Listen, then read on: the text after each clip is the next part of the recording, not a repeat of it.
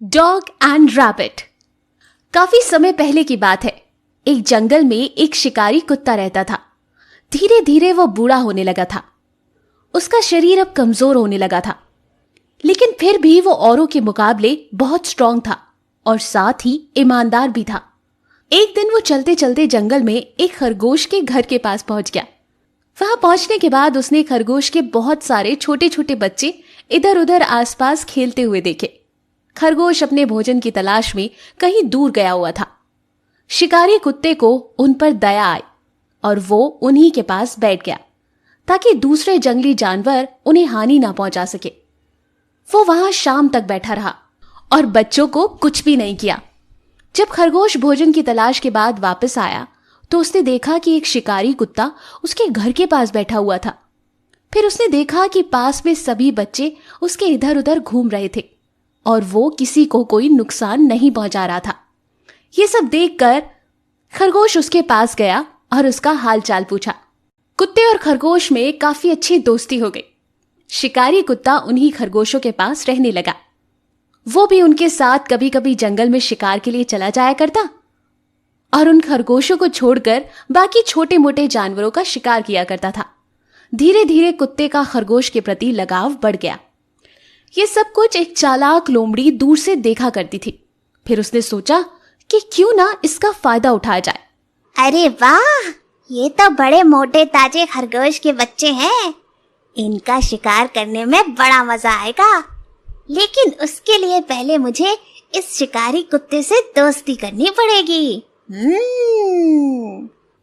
उसने धीरे धीरे कुत्ते से अपनी दोस्ती बढ़ाना शुरू कर दी। दोस्ती हो जाने के बाद से जब कुत्ता खरगोश के साथ शिकार पर चला जाया करता, उस समय लोमड़ी धीरे से आकर के खरगोश के बच्चे को पकड़ ले जाती और उन्हें खा जाती। धीरे धीरे ये कई दिनों तक चलता रहा, जिससे खरगोश के बच्चे कम होने लगे। ये बात जब खरगोश ने शिकारी कुत्ते को बताई, दोस्त, मुझे लगता है हमारे बच्चों को कोई खा रहा है। जब भी हम शिकार के लिए जाते हैं, लौटकर हमारे बच्चे कम हो जाते हैं।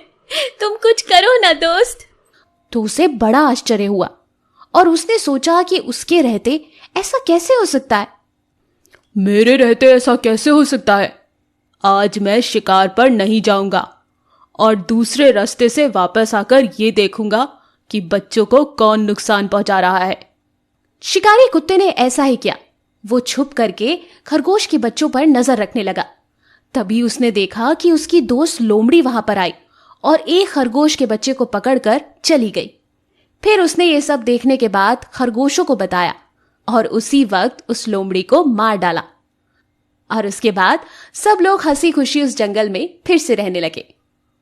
इस कहानी से हमें ये सीख मिलती है कि अगर कोई हमारा दोस्त बनता है और वो दुष्ट है तो हमें उस पर आंख बंद करके भरोसा नहीं करना चाहिए।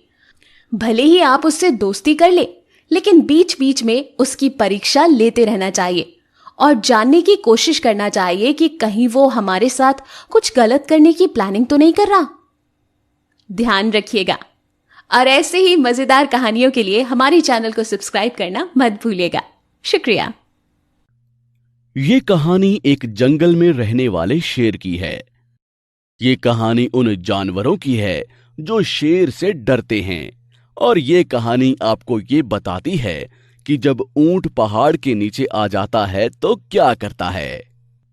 शेर जंगल में घूम रहा है और आते जाते जानवरों से बात कर रहा है। ऐसे में वो जाते हुए हिरन को देखता है। कहाँ जा रहे हो हिरन? कहीं हमसे बचकर निकलने का तो इरादा नहीं है तुम्हारा? अरे नहीं नहीं महाराज, मैं तो आपके पास ही आ रहा था। मुझे लगा कहीं आप भूखे होंगे तो अपने आप को आपके सामने खाने के रूप में प्रस्तुत करूंगा। बहुत अच्छी बात है। वैसे बताओ, जंगल का राजा कौन है?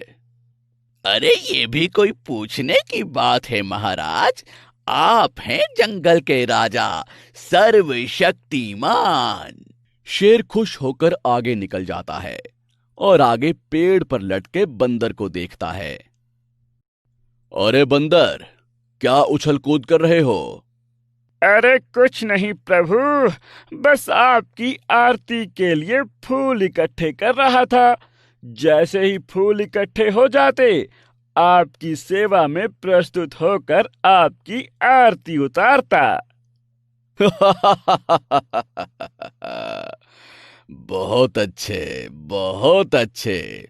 वैसे बताओ, जंगल का राजा कौन है?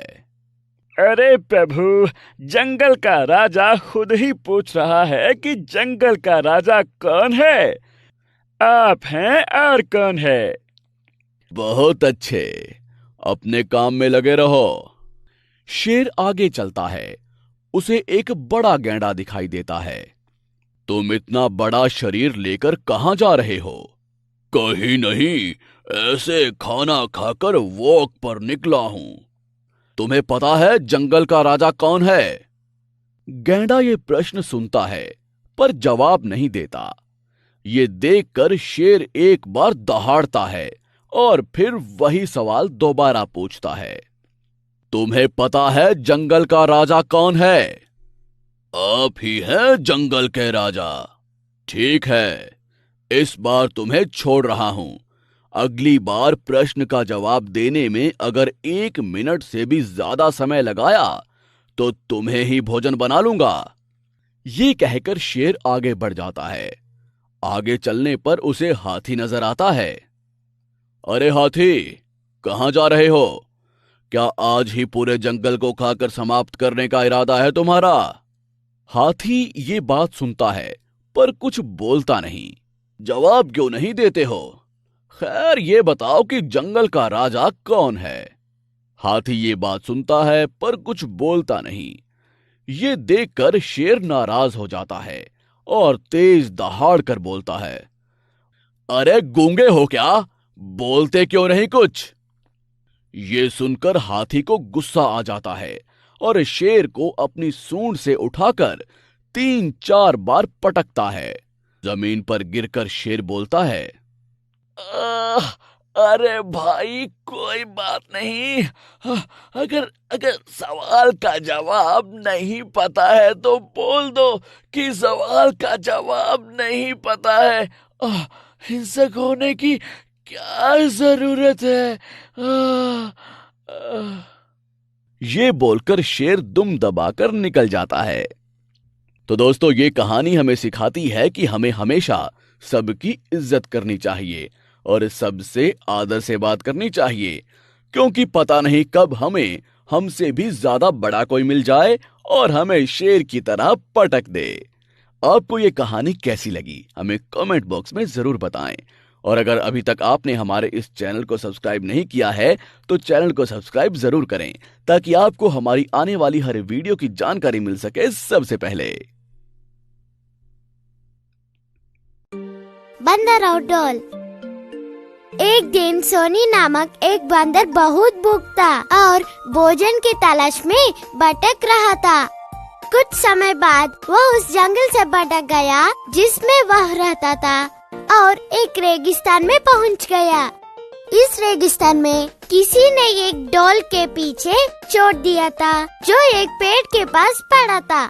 जैसे ही तेज हवाएं चली, पेड़ की शाखाएं डॉल के खिलाफ रगड़ गई। इसने एक अजीब शोर मचा दिया। जब बंदर ने यह आवाज सुनी तो वह बहुत भयभीत हो गया और उसने भागने की सोची। अगर मैं यह सब करने वाले व्यक्ति द्वारा देखे जाने से पहले यह से भाग नहीं सकता तो मैं मुसीबत में पड़ जाऊंगा। जैसा कि वह भागने वाला था, उसने एक दूसरा विचार किया। बिना जाने किसी चीज से भागना नस्मजी है। इसके बजाय मुझे ईश्वर के स्रोत का पता लगाने में सावधानी बरतनी चाहिए। बंदर ने सावधानी से आगे बढ़ने के लिए साहस किया। जब उन्होंने डॉल को देखा तो उन्होंने महसूस किया कि यह केवल हवा थी जो सभी शोर पैदा कर रही थी। बंदर बहुत खुश था। उसने डॉल पर हराया और नाच किया। उन्होंने भोजन के लिए अपनी खोज जारी रखी और डॉल के पास उन्हें पर्याप्त भोजन और पानी मिला।